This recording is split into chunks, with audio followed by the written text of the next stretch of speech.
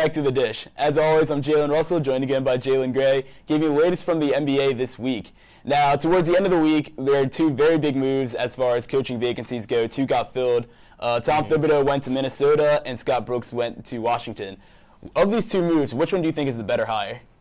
I think it's definitely Tom Thibodeau. I mean, first of all, in Minnesota, you've got a bunch of young talent, Andrew Wiggins, Karl Anthony Towns, and Zach LaVine that you can basically cultivate. And, I think it's because Tom Thibodeau is a defensive-minded coach. Last year, they were 28th. That's 2 spots away from, the worst defensive team in the league. And last year, they were 12th in offense. So, I mean, these guys can score, but if they can actually lock other teams up, that can translate into wins. So what I'm worried about with Tom Thibodeau in Minnesota is that they are a bunch of young guys. And young guys stereotypically don't like to work hard in the league, especially now.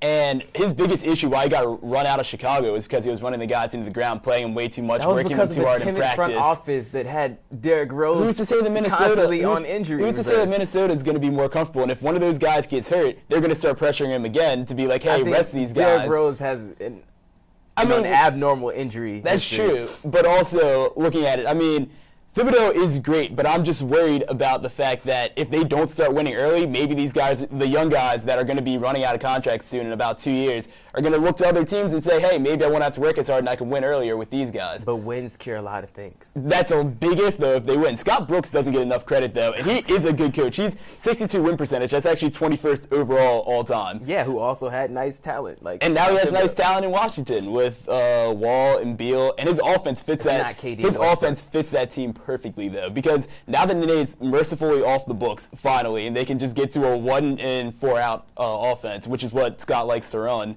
They've got Wall, who can slash through the middle, kick out to the shooters like Porter and Beal and Oubre, or dump off to Gortat in the middle. That is the perfect offense for them.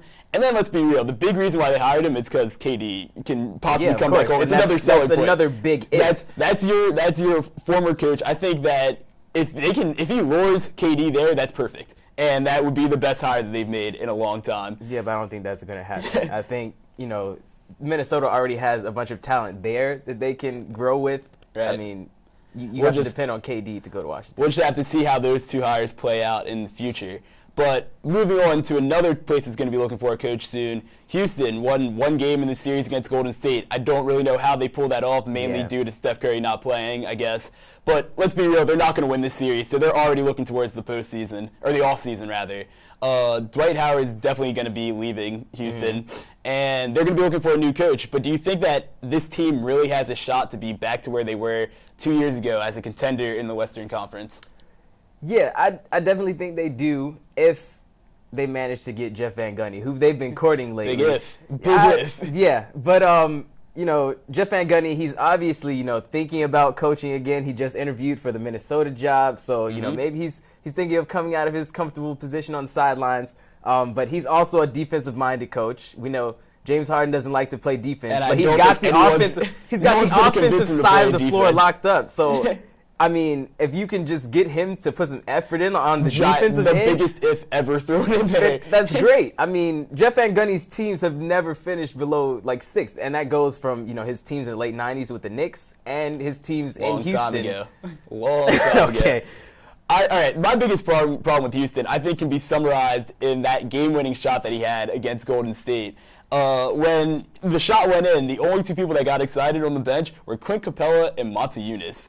And guys like Terrence Jones and Corey Brewer and obviously Dwight Howard all looked dead, just stone-faced. They weren't even excited. And I think that's because they're mentally checked out of the series. They didn't expect to win. Harden is the problem. They were stuck in a Houston. dream state. His teammates don't like him because he doesn't pass and he doesn't play defense. And it's the Kobe effect, except Kobe had rings. He does pass. He averages 7.5 assists. That's the most assists he's ever averaged in his career. Exactly, but he's also putting up 19 shots a game, and the next closest guy is Beasley, who's only played 20 games with them, averaging 10 a game. Because he can actually get his own shot. But he's playing with a superstar like Dwight Howard that's getting 8 shots a game. That's terrible. And I think that's going to, all the free agents, they have some money for the offseason. But I think that's because he's also checked out. and he's going to be gone next year. But if they can actually other superstars lure are in some free agents that can unburden him on the offensive end, then he can actually play some defense. Other superstars are looking at this and saying he can't play with another superstar anymore because he's so locked into just getting his own shot. He just needs a bunch of role players and guys that play defense. Yeah, let's see if those role players can get him to the playoffs next year. But that's all we have for you this week on The Dish. Thanks for watching. Have a good week.